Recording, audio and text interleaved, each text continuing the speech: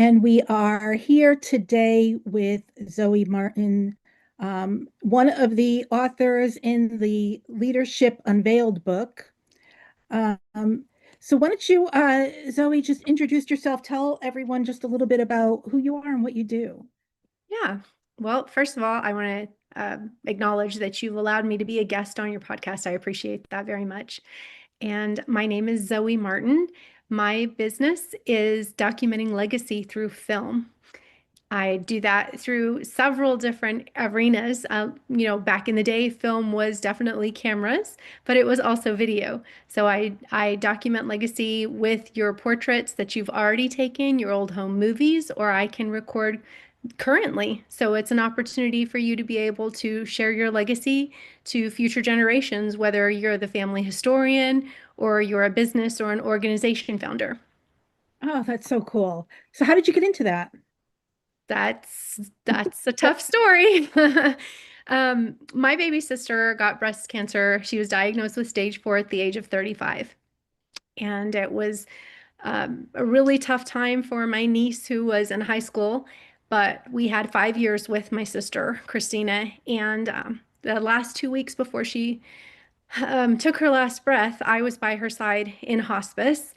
We had her at home, and her husband and I were back and forth, taking turns medicating her and making sure she was comfortable and everything. But one day I was alone with her, and she said, "Zoe, go get the letters." And I thought, oh, I had forgotten completely that she was going to write these letters to her only child. She had our sister Cecilia create custom stationery, beautiful envelopes and letters, but I hadn't seen them yet.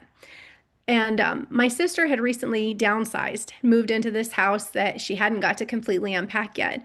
And she knew exactly where the letters were. So I got them, I sat down beside her. I'm so excited to open these up. And as I went through every envelope, I realized that she hadn't written any of the letters. And then my heart sank. And you know those moments in movies where like all these things are happening at once, but you realize it's just been a really brief amount of time? That was the moment for me because I'm grabbing pens, I'm thinking what ink flow, what color, and just, scavenging for something to write with. And then I looked at her and I realized her health had declined so much that she didn't have the strength to hold her cup. She wouldn't be able to write the letters. And I looked at her and I said, here's what we're going to do. I'm just going to record you, and you say what you want to say, and we'll worry about getting pen to paper later. And so she took her oxygen and she put it on the top of her head, but the sound of the oxygen tank was reverberating in the background.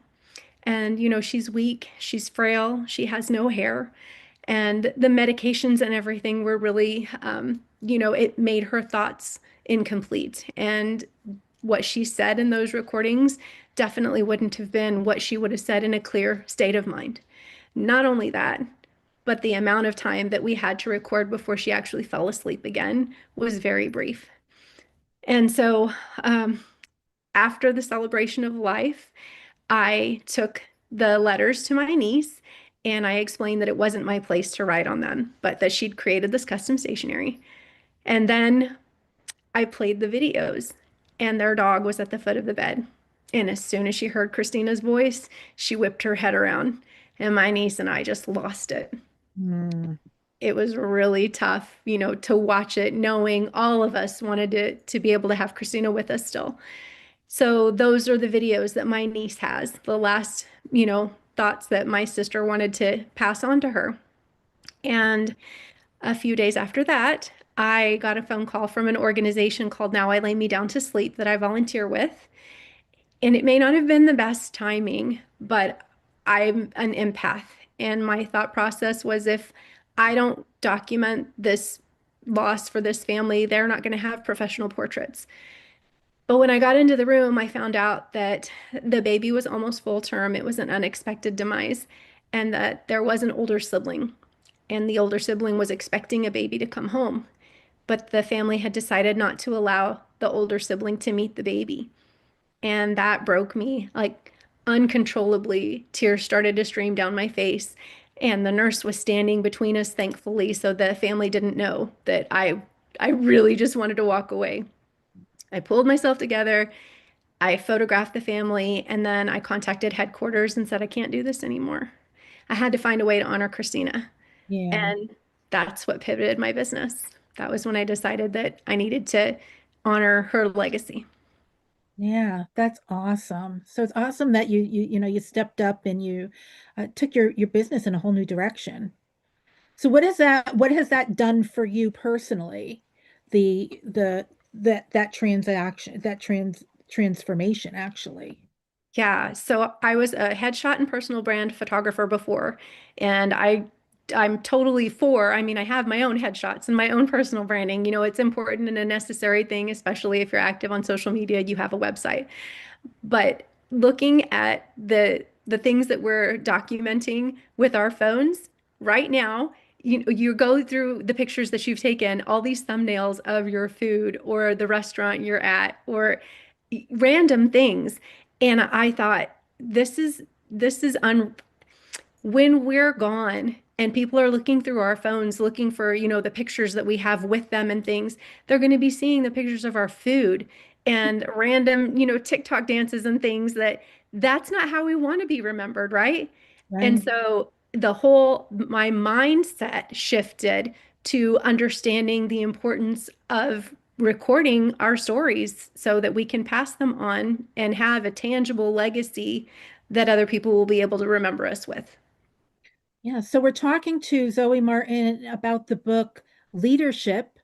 And that book is available or will be available for purchase at actiontakerspublishing.com/books when this goes live. But tell me a little bit about why you decided to write a chapter in this book and what that process has been like. Well, it's very new.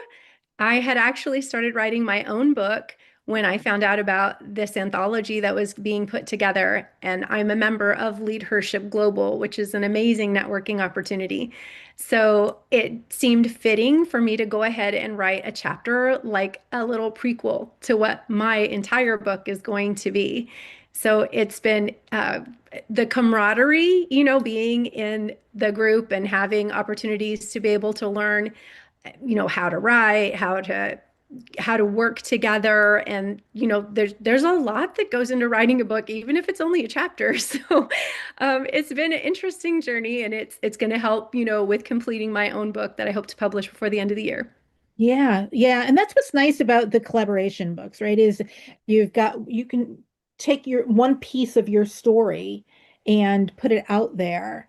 And and like you said, you meet the other authors, you learn the process Right. of what it's like to launch a book. Because I think a lot of times writers don't realize what it takes to write, publish, format, and get a book out into the world and to get their name out there. And I know for me personally, when I first started this 5+ years ago and doing this, I had never written a book before, and I got into my very first collaboration, and that kind of opened the doors to more collaboration books, more opportunities, and then writing my own book. And so that kind of like spearheaded everything.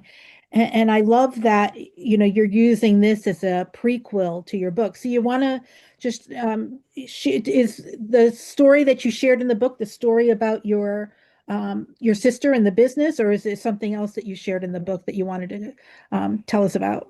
Yeah, the book, my own book is a little bit of both. There's a lot more pre-story to me being the eldest sibling, and then life that has happened that if you look at my life and you look at the full circle of it, it's actually so incredible how, I was the person that always had the camera in my hand. I mean, I still am, of course. So I have picture album scrapbooks from when I was a child. I was the one that was documenting things. And then I journaled for my children, handwritten journals for each of them before they were ever born. And then, ancestry.com and all of the things have just come around to be what I consider myself now, a documentarian or a personal historian. And there's actually a pretty good community of people that, whether it's writing your biography and autobiography, documenting through scrapbooking. I mean, there's a really wide variety of people in this sphere. And so the book that I'm writing is more than my story. It's really encouraging people to think about the future and not waiting. That's the biggest takeaway that I want people to get, is to not wait for an end of life diagnosis or a hospice situation before you start documenting, because then it could be too late. Yeah, yeah. And I think about, like with my family, I wish I had asked my grandmother more stories and, that kind of thing going back generations. And, I know before she passed, her and I would have these conversations.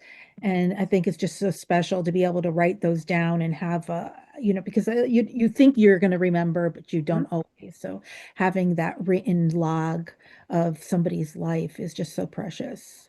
Yeah, and to your point, there are apps and there's people who write down these stories.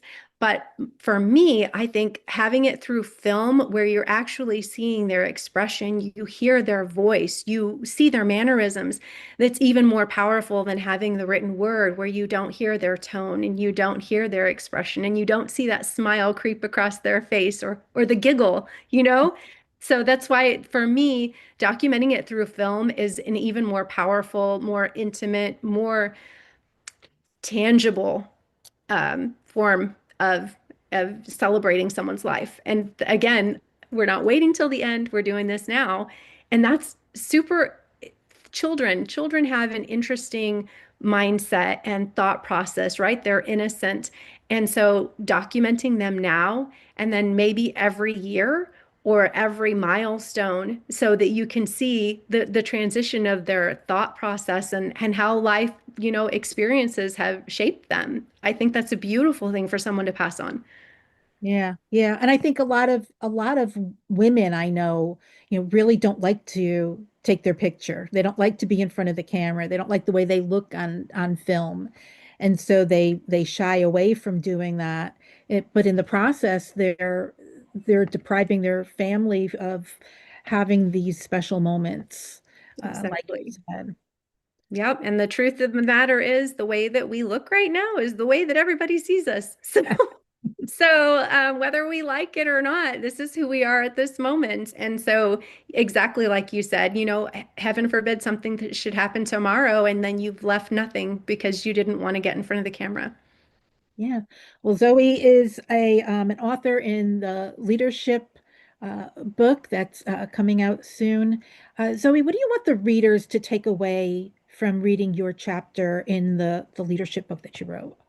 I really want people to see the need to document their stories, and they can do it on their own or they can hire a professional to do it, but just to do it, like schedule, okay, Mother's Day is coming up, for example. So I'm going to sit down with my mom, or as a mom, I'm going to sit down and record a story for my children, or I'm going to sit beside my children and we're going to have a conversation about what this last year has looked like, or how much I was excited about their birth. I mean, there's so many opportunities for people to document.